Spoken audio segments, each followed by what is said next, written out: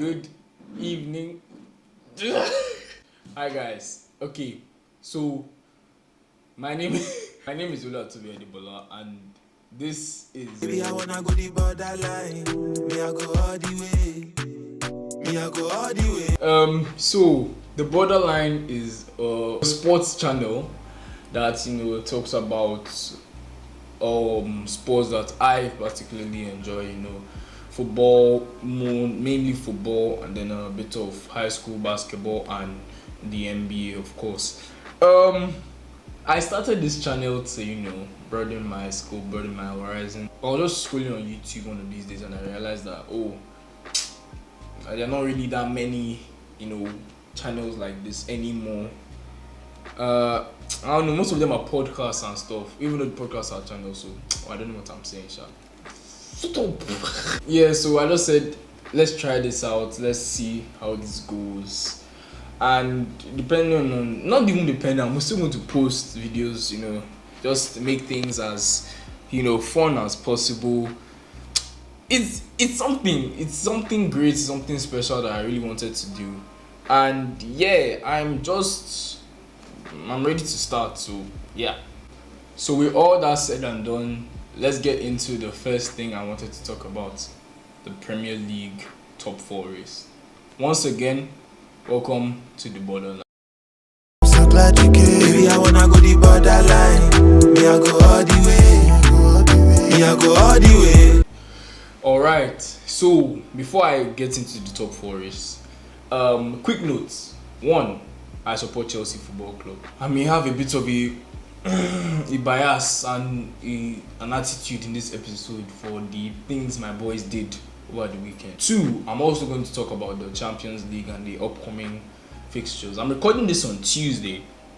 I'm recording this on Wednesday, so I already know what happened with the other one, but Real Madrid and Arsenal is tonight, and Inter Bayern is tonight. 2 great fixtures, so yeah, we're going to get into that. So yeah, the Premier League top 4 race. A very important game in the top 4 was Nottingham Forest versus Everton, when Nottingham Forest surprisingly lost to Everton with a 94-minute winner from Abdullah Doucouré.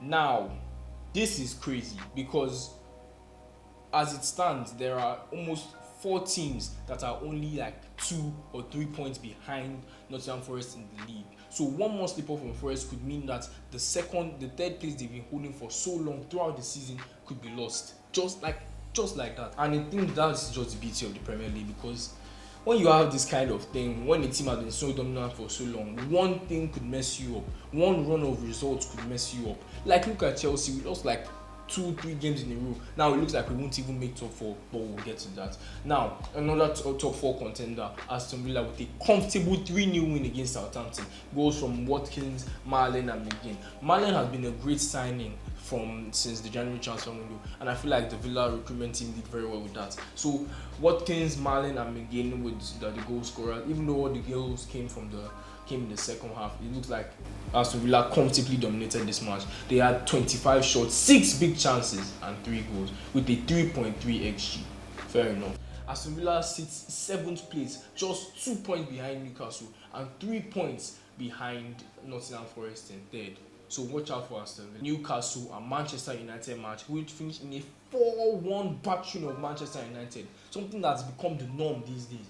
Goals from Tonali, 2 goals from Barnes and 1 goal from Bruno Guimaraes secured the win against Man United, with Alejandro Garnacho 37th minute goal, a consolation. I kind of expected this. Newcastle have been sizzling, scintillating, saucy, whatever keyboard you want to use for it.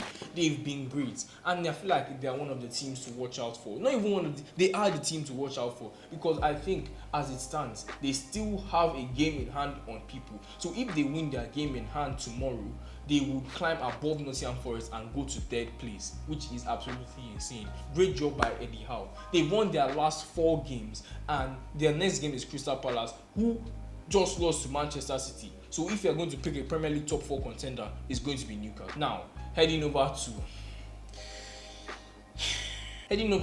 the bridge, London. The scene was set 2 p.m. April, Sunday, 13th. Chelsea draw 2-2 with Ipswich. Goals from Enciso, Johnson, Twanzebe. Goals from Twanzebe, Sancho, Enciso, and Johnson. Now, we were so terrible. Like, not even terrible. We weren't even terrible. I don't know how to put. Chelsea had 15 shots, 2 on target. In the first half, by the way, we had 15 shots, 2 on target, 2 big chances, and we missed those 2 big chances. Now let's head over to the other side of Ipswich. They had 5 shots, 0.6 xg, while we had a 1.05 xg, and 2 shots on target, 2 big chances, and they missed none of them. So they scored the 2 big chances they had. Now, my problem with Chelsea is not Maresca. It's not Enzo Maresca. Yes, he could have done better. You know, by now we should be comfortably in the top 4. We shouldn't even be in this race. Just continue that form. Who knows? We might still be in the title race by now. But then injuries happen, and you know he's not as experienced as the other coaches. Cut him some slack. In this game, it was not Maresca's tactics. It was a bit of Maresca's tactics and a bit of just the team isn't clinical. We aren't clinical. We don't know how to. We know how to create chances. We create the chances and we miss. One chance that particularly stood out to me was Jackson, when Jackson hit the right crossbar. It was an open shot. It was so easy to score. I would have scored that. Like, I would have scored that. And then one dialogue that I hate seeing on social media is this: sack Enzo, sack Enzo. Why would we sack Enzo Maresca? That would just fuel the media's agenda, obvious agenda. It doesn't matter. He needs to be gone. Sack Enzo, sack Enzo, sack. I see this thing, and then I see proper Chelsea YouTubers like George Benson, Chelsea, the unofficial Chelsea YouTube channel. I see these guys supporting this nonsense or going at this nonsense, and I'm like, Arteta, in Arteta's first season at Arsenal. If I'm wrong, I'm sorry, I'm not fact checking this. In Arteta's first season at Arsenal, he wasn't great. He was not great. He was like 9th or something. Arsenal were terrible. We finished like 6th last year. The year before that, we finished like 12th. We're coming off a rebuild. We're rebuilding. And okay, fine, recruitment has been terrible. I would say recruitment has been utter nonsense. I've recruited so many better players with less money, but that's fine. That's another topic for another. It has not been good. But it's been good enough for us to do well. I understand that. But then the board said, okay, bring in Enzo Maresca, somebody that is not that qualified in this top flight division, somebody that does not have the coaching experience that someone like a Pep Guardiola does, and Eddie Howe does, and Unai Emery does, Espirito Santo, the guys that were competing against. Enzo comes in, first game of the season, loses to Man City. People are already saying, sack Enzo, sack Enzo. On the first game of the season, this was a mistake. And me too, I'm like, come on, this is about to be a long season. Then we just go on an insane streak, winning Conference League games, winning Premier League games. Nobody can beat us. We were just beating everybody. I remember there was one keynote game, the 3-0 win against Aston Villa. That's when I started to believe. I was like, yo! I was like, what if we actually do this thing? Then there was a turning point. I don't know, I think it was in January or something. We just started stumbling. I think injuries. Cole Palmer, my star boy, don't know where he's been. I've not seen him for a long time. Like, it's just been bad since then. And I don't know, we've just been terrible. But we've still kept our place. We can still, make the top 4. We can still call this a successful season. So why are people on the manager's back?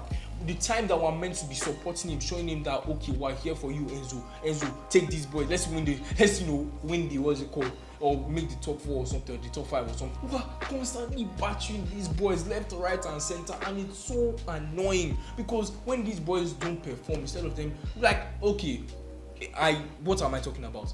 We should criticize players. I'm not saying that we should not criticize players, but then it's not everybody. As Chelsea fans, we criticize the board, the players, Boyle, the board. We criticize every single person that's related to Chelsea. So where is the positivity come from? Where is this players' incentive to actually win matches? Because one bad performance and everybody's trash. Today, Sancho scored an absolute wonder goal today, an spectacular goal today. Still, I think the truth of the matter is, I know people will not like to hear this, but we need to give everybody time. It's time. it's time. We need to give people time. If we want Enzo to become a successful manager, if we want him to reach his potential as one of the best of all time, that I know he has, it's not by phoning him or taunting him or like riling him up and making him just not even want the job. Because last year Pochettino just left. People will say that it was sad, but he left the post. He didn't want to do it anymore because being a Chelsea manager is not good. It's like, it's not a job that even if we sack Enzo, who are we going to bring in that's going to do anything? I don't want us to bring in another Potter, another Lampard, another Poch. I don't know, man. We just need to look at ourselves as a fan base and just realize that we have to be here for the long run, and we need to understand that even if we don't get top 4, in fact this one never possible, even if we don't win the Conference League, we need to move forward, and we need to continue supporting these boys in everything they do. Alright, my Chelsea rant is over. So yeah, that's it for the Premier League title race. Elsewhere, Liverpool have won the league. There's nothing to say about that. 2-1 win against Graham Potter's West Ham United. Yeah, well done to Annie Slot. Fair play to the boys. Salah, incredible player. So my next episode is going to be talking about the NBA and the upcoming playoffs, who I think is going to win, but I think is going to be trash. And I'm also going to talk a bit about the Champions League. Once again, welcome to the Borderline. My name is Oluwatobi Adebola, and yeah.